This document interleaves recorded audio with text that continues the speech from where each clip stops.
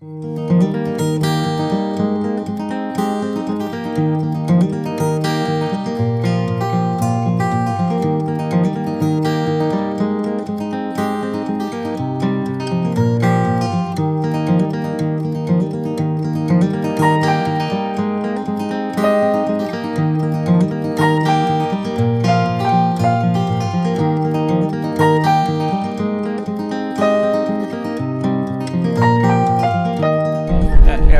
the U.S. Department of Agriculture, the area that I oversee is school meals. And each day across the country, happily at schools like this one, almost 15 million kids have breakfast, just over 30 million have lunch. We're very interested in promoting at its core healthy eating, educating kids and students to where food comes from. This is the freight farm right here. Our cafeteria is right over this hill over here behind you, and they will deliver it into our cafeteria. We'll wash it, and then it goes into our salad bars the next day. And if we have any excess left over, we send it off to the other schools that are in the district. It's usually once a week, maybe 2 times a week, depending upon how quickly that the produce is growing in the freight farm.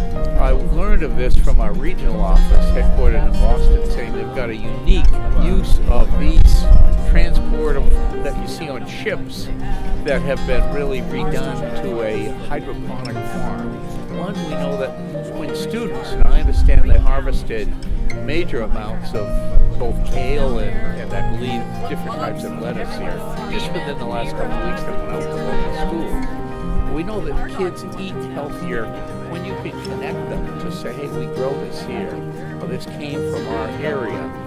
And we characterize that kind of effort nationally as something called farm to school. We are actually following the farm to school. This freight farm is our farm to school, which is pretty local. Couldn't get any more local than it is. They also produce a lot of kale for us, which are the deep dark greens that they want us to serve the kids, which is much healthier than a regular iceberg lettuce. We mix it in with our salad, and it's so, when it's grown in the freight farm, it's very thin and sweeter than what you would probably get in the supermarket. So they don't even really understand that it is kale, that they think it's awful kale, but it's not. It's pretty good tasting. Our milk is local, so all of our milk that we give to the kids is local. We also do a seed to school, and that comes out of Gloucester, out of the fishing boats out of there, so that's right up the road from us, so that's another local source. Other than here, we try and purchase almost everything that we have as local as possible. I love to see it in action. Our connection here is on the school food service side.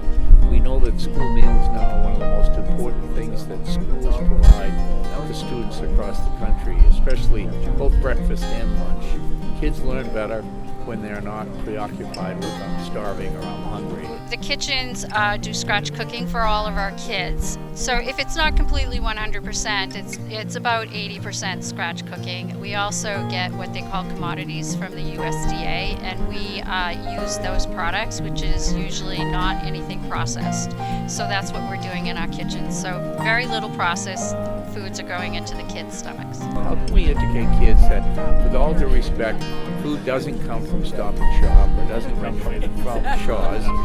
Eventually it ends up there, but somebody has to grow it. So here you've got students, I listen to their teacher, obviously a very creative teacher, use words like pH levels, sustainability, water usage, plant growth cycles. All of these are really important concepts that can be incorporated into their math, physics class, into their chemistry, but more importantly, it'll be a takeaway for them to think about our climate, about practices that are sustainable, really core learning concepts that too many young people, too many adults don't quite appreciate yet. Salem High has 3 cafeterias, and we call it 3 restaurants. So it's on 3 different floors. All the food is delivered through an elevator. We also have different themes on each floor. So our first floor is our home cooking floor, and we have rotisserie chicken. And our second floor is our pizzeria. We have pizza ovens, and we have fresh baked pizzas that come out of there, all different kinds.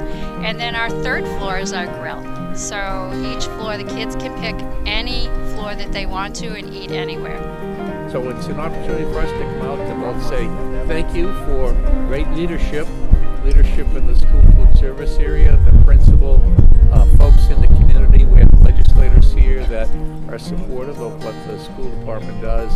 But at the end of the day, our opportunity to talk with students, some of the parents that are here as well, saying, they are supportive of what the school is doing. They recognize the sort of unique opportunity their kids have.